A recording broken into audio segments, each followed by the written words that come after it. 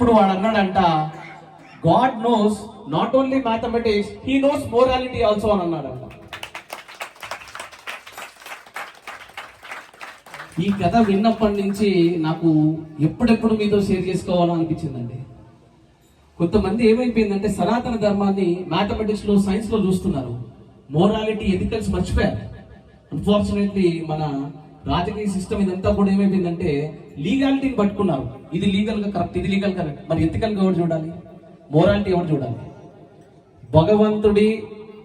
భగవంతుడి సామ్రాజ్యంలో ఎథిక్స్ ఏముందండి, గుర్తుపెట్టుకోండి. మోరాలిటీ ఏ ముందు. నువ్వు ఎంత సైజ్ ఇచ్చావా, ఎంత మ్యాథ్స్ నేర్చుకున్నావా అంటే యూనివర్సిటీ మొత్తం నడిపించిన వాడు. మనకు అసలు నిజం చెప్తున్నానంటే విష్ణు సహస్రనామాల్లో తెలుసుకున్నాం. యాక్చువల్గా గెలాక్సీ అంతా కూడా ఒక అద్భుతమైన ఆకారంలో ఉంటుంది. దానికి మన వాళ్ళు అద్భుతమైన ఒక సైన్స్ పెట్టారండి, నాకు పేరు గుర్తు రావట్లేదు, నేను గుర్తు తెచ్చుకొని మరి చెప్తాను మీకు దాని గురించి. అసలు సూర్యుడు, చంద్రుడు, నక్షత్రాలు, ధృవతార అని అంటుందండి, ఎవరైనా విన్నారా? ధ్రువుడిని తారలాగా చేసి పెట్టారన్నమాట. దానికి వాయువుతో అన్ని అల్లుకొని ఉంటాయి.